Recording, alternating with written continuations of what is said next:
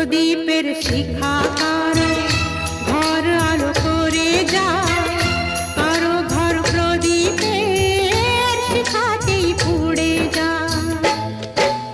সব লাল পাথরই তো জনি হতে পারে না, সব প্রেম মিলনের মালা পেতে পারে না।